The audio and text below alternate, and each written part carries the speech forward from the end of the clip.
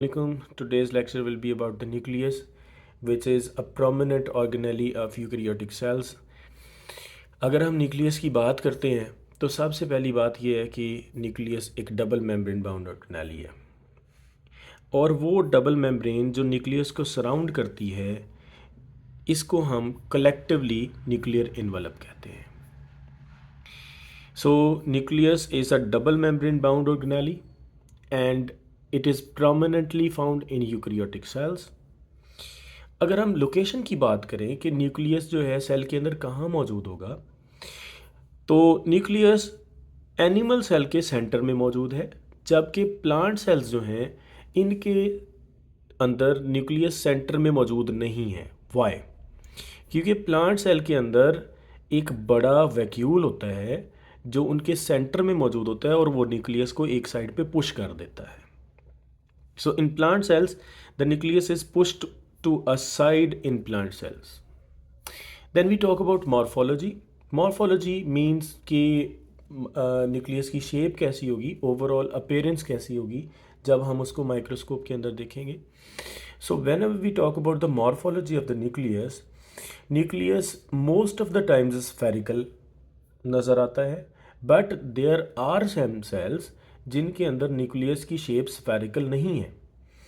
It means nucleus is most of the times spherical, but in some cases nucleus may not be spherical बल्कि कुछ और shapes में होगा. So most cells contain a spherical nucleus, while some cells may contain a nucleus which is not spherical. For example, nucleus is mostly spherical in some cells such as white blood cells. It may have various other shapes. For example, यहाँ पे हमारे पास eosinophil है. It is a form of white blood cells. इसके अंदर जो nucleus है उसकी morphology या शेप जो है that is horse shoe type की शेप है इसकी. इसी तरह एक और हमारे पास वाइट ब्लड सेल है विच इज़ न्यूट्रोफिल. तो न्यूट्रोफिल की शेप जो है यहाँ पे वो मल्टीपल एक्सटेंशंस यानी इसके न्यूक्लियस की हैं. So it is not spherical. It means nucleus is most of the times spherical but it may have some other shapes. Number of nuclei की बात करें कि एक सेल में कितने न्यूक्लियाई हो सकते हैं, तो उस हिसाब से भी सेल टू सेल वेरी करता है. There will be some cells which will not contain any nucleus and there will be some cells which will contain only one nucleus, and there will be some cells which will contain more than one nuclei and they may contain more than 100 nuclei. For example, हमारे जो skeletal muscles हैं, skeletal muscle cells जो हैं उनके अंदर 200 to 250 nuclei भी हो सकते हैं. So number of nuclei के लिहाज से there are some cells which contain no nucleus. They are called anucleated cells. And there will be some cells which contain only one nucleus. They are called mononucleated cells. And there will be some cells which contain more than one nuclei. They will be called polynucleated cells. They contain actually multiple nuclei. So now, when we talk about the interior of nucleus, तो nucleus के inner side पे there is a semi fluid substance which is called nucleoplasm. अब nucleoplasm जो है इसके अंदर इसकी composition में the inner semi fluid matrix of nucleus is called nucleoplasm. And nucleoplasm की कंपोजिशन क्या है? Nucleoplasm actually contains chromatin. What is chromatin? This is a very important term to understand.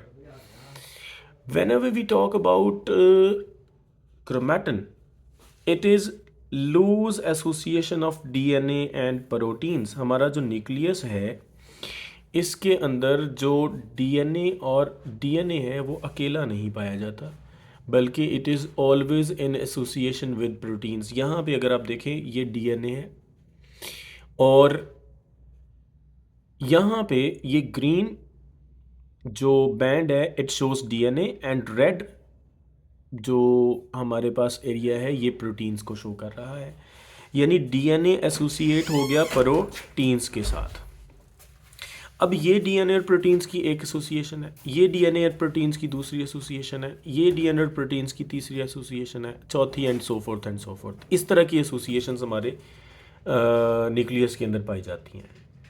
अगर हम गौर करें तो ये डीएनए और प्रोटीन्स की एसोसिएशंस गैप पर हैं। It means they are loose, condense नहीं है, आपस में जुड़ी हुई नहीं है, यानी आपस में करीब करीब नहीं है। तो ये जो लूज फॉर्म है डीएनए और प्रोटीन्स के एसोसिएशंस की, this is called chromatin. DNA और प्रोटीन्स का ऐसा एसोसिएशन जो लूज फॉर्म में पड़ा हुआ है, इसको हम क्रोमैटिन कहेंगे। और ये क्रोमैटिन जो लूज फॉर्म में है, जब ये बच्चों कंडेंस होता है, कंडेंस मीन्स ये डीएनए और प्रोटीन्स की एसोसिएशंस आपस में करीब करीब आ जाती हैं, तो अल्टीमेटली ये क्रोमोसोम में कन्वर्ट हो जाती हैं। सो अगर हमें ये कोई पूछे कि डीएनए और प्रोटीन्स की लूज एसोसिएशन क्या कहलाती है, तो हम कहेंगे इट इज़ क्रोमैटिन। और अगर हमें कोई पूछे कि ये क्रोमैटिन जो है जब ये कंडेंस हो जाता है, यानी इसके अंदर जो डीएनए और प्रोटीन्स के एसोसिएशंस हैं, जब वो कंडेंस हो जाते हैं, आपस में मिल जाते हैं, ऑर्गेनाइज हो जाते हैं, तो फिर क्या बनता है, तो हम कहेंगे क्रोमोसोम बनता है। So what is chromosome? It is organized or condensed form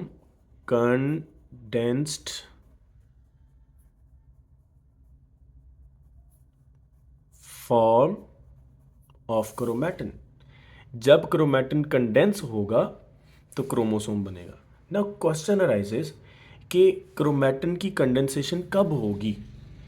तो क्रोमैटिन हमेशा कंडेंस तब होता है जब सेल डिवाइड करने लगता है। हमने अपनी 9th क्लास के अंदर पढ़ा हुआ है माइटोसिस की जो कैरियोकाइनेसिस थी, उसकी पहली फेज प्रोफेज, उसके अंदर क्रोमैटिन की कंडेंसेशन हो रही होती है और क्रोमोसोम बन जाता है। So in short, in the nucleus there are loose associations of DNA and proteins. और वो कौन सी प्रोटीन्स हैं? हिस्टोन प्रोटीन्स हैं। Those loose associations of DNA and proteins are called chromatin. And when these loose associations means chromatin, when it undergoes condensation, तो ये chromosome बन जाता है, यानी क्रोमैटिन कंडेंस होके क्रोमोसोम बन जाता है। कंडेंस मीन्स आपस में ये ऑर्गेनाइज हो जाएंगे, करीब करीब आ जाएंगे।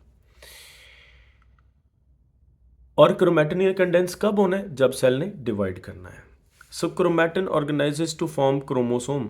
देखिए ये पॉइंट हमने लिख दिया कि क्रोमैटिन जो है ऑर्गेनाइज होता है, मींस कंडेंस होता है, तो क्या बनता है? क्रोमोसोम बन जाते हैं। और ये कब होता है? सेल डिवीजन के दौरान। यहाँ पे हम लिख सकते हैं कि सेल डिवीजन की कौन सी फेज़ होगी। तो सेल डिवीजन की जो फेज़ जिसके दौरान ये काम हो रहा है, दैट इज़ प्रोफेज। प्रोफेज के दौरान ये काम हो रहा होगा। देन वी टॉक अबाउट, ये न्यूक्लियोप्लाज्म था। Now we talk about nuclear envelope. ये जो न्यूक्लियस की मेम्ब्रेन है, डबल मेम्ब्रेन है, जिसने न्यूक्लियस को सराउंड किया हुआ है। हमने पढ़ा था कि टुगेदर कलेक्टिवली दोनों मेम्ब्रेन्स को न्यूक्लियर इन्वेलप कहते हैं। So when we talk about nuclear envelope की डेफिनेशन है हमारे पास, nucleus is surrounded by a double layered membrane called nuclear envelope. So nucleus जो है वो सराउंड होता है by a double membrane which is called nuclear envelope, and it encloses nuclear contents during most life cycle. This point is very important. Nuclear envelope जाहिर है nucleus के तमाम contents को जो है वो कवर करेगा, सराउंड करेगा। लेकिन यहाँ पे एक पॉइंट लिखा, ड्यूरिंग मोस्ट लाइफ साइकिल। हमने पढ़ा है सेल साइकिल, जिसमें 2 फेजेस होती थी, इंटरफेज और एम फेज। एक में सेल डिवाइड करता था और एक में सेल जो है वो प्रिपेयर करता था फॉर डिवीजन। तो उसमें हमने पढ़ा था कि जब सेल डिवाइड करने लगता है तो उसका न्यूक्लियर इन्वेलप जो है वो डिसऑर्गेनाइज हो जाता है, टूट जाता है, ब्रेक हो जाता है। सो याद रखें, न्यूक्लियस जो है जब सेल डिवाइड करने लगता है तो न्यूक्लियर इन्वेलप उसका जो है वो डिसऑर्गेनाइज हो जाता है, और अगेन जब न्यूक्लियस डिवाइड होके दो बन जाता है तो फिर से वो न्यूक्लियस जो है वो हमारे पास न्यूक्लियर एनवेलप दोबारा से बन जाता है। So in short, nuclear envelope cell division, जब न्यूक्लियस डिवाइड हो रहा होता है उस वक्त न्यूक्लियर इन्वेलप टूट जाता है, डिसऑर्गेनाइज हो जाता है। So nuclear envelope disappears during cell division, ये बड़ा इंपॉर्टेंट पॉइंट है, this is very important point. Nuclear envelope cell cycle की कुछ फेजेस ऐसी हैं जिसमें डिसऑर्गेनाइज हो जाएगा, और वो कौन सी फेज है? जिसमें सेल डिवाइड कर रहा है। Then we have perinuclear space. What is perinuclear space? Nucleus की जो डबल मेम्ब्रेन है, फॉर एग्जांपल ये आउटर न्यूक्लियर मेम्ब्रेन है और ये इनर न्यूक्लियर मेम्ब्रेन है, इन दोनों मेम्ब्रेन्स के दरमियान एक स्पेस है, दोनों मेम्ब्रेन्स के दरमियान एक स्पेस है, दिस स्पेस। तो ये वाली जो स्पेस है, ये स्पेस पेरीन्यूक्लियर स्पेस कहलाएगी। The space between outer membrane and inner membrane is called perinuclear space. Now it is connected with rough endoplasmic reticulum. This is very important point. जो nuclear envelope है ना, इसके साथ endoplasmic reticulum attach होता है, और कौन सी टाइप का endoplasmic reticulum? Rough endoplasmic reticulum जो है इसके साथ अटैच होता है। Now we talk about nuclear lamina. What is nuclear lamina? अगर यहाँ पे हम बात करें, ये हमारे पास एक पॉइंट है, यहाँ पे अगर हम आए तो ये हमने डिटेल्ड एक structure, ultra structure you can say, हमने न्यूक्लियर इन्वेलप का ड्रॉ किया है।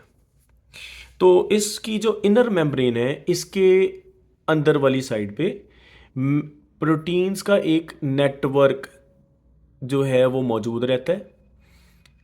न्यूक्लियर इन्वेलप की इनर साइड पे, यहाँ पे फॉर एग्जांपल ये इनर मेम्ब्रेन है,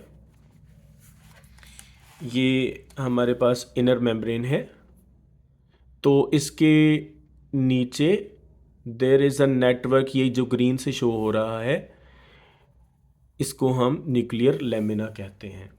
सो इट मीन्स कि जो न्यूक्लियस की इनर मेम्ब्रेन है उसके नीचे देयर इज़, और उसके साथ there is a network of proteins जिसको हम न्यूक्लियर लेमिना का नाम देंगे।